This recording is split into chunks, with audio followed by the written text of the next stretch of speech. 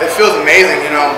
I was saying I was the champ, the cage fighting champ before the fight ever started, before I stepped in the cage. You know, weeks ago I was saying I'm the champ. Because I truly believe that I'm the better, more rounded, skilled mixed martial artist. And I just worked my butt off to go out there and prove that. And tonight I did just that. I proved that I'm a better, complete mixed martial artist. Like you just said, technically you are the cage titans. Like, if you look at it lineally, like MMA math, you know what I mean? Like, you went to reality fighting, fought Matt Nina, he was a reality fighting amateur lightweight champion, but he was also the amateur cage titans lightweight champion. You knocked him out in like less than a minute, maybe even less than 30 seconds. 32 seconds. Yeah, 32 seconds. Yes, sir. So, yeah, I mean, it was basically kind of seemed like it was your belt, and I mean, Dion, he had some great performances in here too. What were you expecting going into this fight? Because you both were really looking really good in your recent performances. Well, from the 3 fights, from Dion's last 3 fights before we fought, I saw he had a very solid jiu-jitsu background.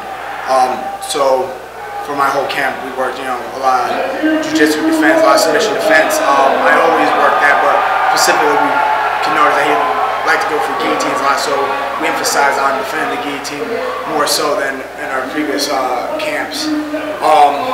His striking, we weren't too concerned about striking. We felt that was the better striker, but obviously we never sleep on anybody. We're always trying to evolve for every fight. So we took him serious all around, but we had a strong emphasis on the jiu-jitsu defense for his camp.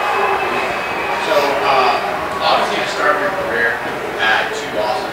You think this is, you said it earlier, this is your 4th fight in a row? I mean, 4th fight win streak. It's my 6th fight. It's my 6th fight. 6th win, yeah. I mean, it's your 6th fight.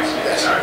Yeah, so I mean, what's kind of changed for you? Has there been some kind of mental change or change in the gym? Like, what's been this change that's kind of like brought you from where you were to start your career to where you are now? Just showing up, just increasing my skill set. My first fight, I took it after just 6 months of training against a guy, who was undefeated in MMA, at the time still is, had a 7-2 kickboxing record with Medina.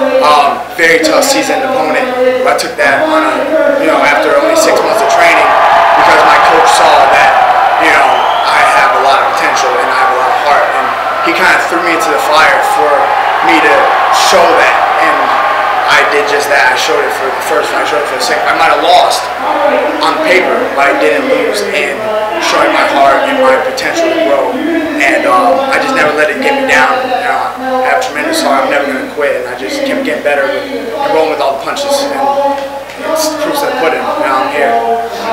So I mean, what does it mean to you to earn this title? It's not your first title, obviously, it's your second. So what does it mean to you to have this cage fight title, not like that, have 2 titles, 2 marquee titles? Reality fighting is a prominent regional level promotion, so it's cage fight. It means everything to me.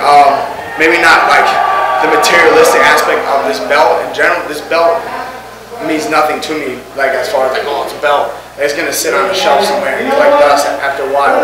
But it's a symbol to me that, not only was I the better man this night, but I always try to fight the best fighters. I'm not trying to sit at a top ranked position and fight bums to make me look. I always want to fight the next guy ahead of me, or the guy right there level with me, and show that I'm the best. I am the best fighter in New England, and I am the best amateur lightweight in the Northeast, and I want to fight the best guys just to keep showing that, and the belt just comes with the territory. I just want to show that I'm the best. So like, what's your kind of like goal with your amateur career? Are you going to go pro and kind of push towards that? I mean, where is your head at right now? I don't want you to look too far ahead if you're not doing that, but like, where's your head at? What are you thinking right now? I love that. I get that question a lot. Well, here lately, not a lot, but lately I've been getting that question. As far as going pro, like, to be honest, I'm not even thinking about it. Like, just because I have a few fights, like I've won a few fights, that doesn't make you a pro. Like football players, you can't just play a couple games and start and be in the NFL. Like, there's a process, there's a curriculum, and I feel that's the downside with MMA. There's no like structure to hold you to going from amateur to pro. And anybody can be a pro, and my coaches, they believe in me. I trust and believe my coaches, and they see a path for me. So I don't care when I go pro, all I know is my coach's decision. But when I do go pro, it's for the right reason, it's the right time, and I'm going to make a statement in the pro scene as well. So, you're talking about how do you feel about your performance in there? I mean, went on a lot of rounds. Yes. On the broadcast, one of our commentators said, hey, like, I thought I was watching a pro fight. That seemed like a pro fight. I mean, it did, like, to me, it was very high level, like I was saying before. How did you feel about your performance in there? To be honest, I am extremely hard on myself. My coach gets mad at me all the time. I feel like it's sloppy. There's a few times where I went to swing and I was like off balance, so I missed. I wolfed out, like sideways like that.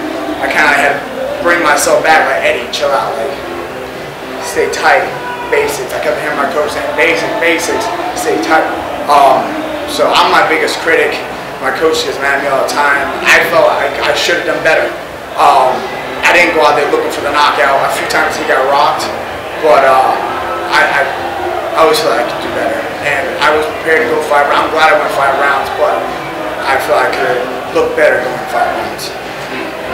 So, I mean, I thought it was a great performance. You looked really good in there. Obviously, you got to be hard on yourself. That's the nature of the game. Do you have any final thoughts? Anybody you'd like to thank? I do. My coach, Nick Newell. I'm in the gym a lot. I'm always practicing. I'm always training, working to get better. But there's just so much more than that. Like, you can only be in the gym so many hours. It's 24 hours in a day. You can only be in the gym maybe like 2 to 4 hours for class, and there's like 20 hours left, and you have to sleep. But my coach really puts a lot of time in me, a lot of behind the scenes work, and I just thank him so much and just trust his process, trust what he tells me. I have Nick Newell to thank immensely, and his coaches as well, Jamie and Scott. They invest time in me. My teammates, they invest so much time in me. When I'm tired, they push me. They tell me I'm not tired. They call me champ all the time, saying let's go. All FAA, but specifically Nick Newell for believing in me and always pushing me.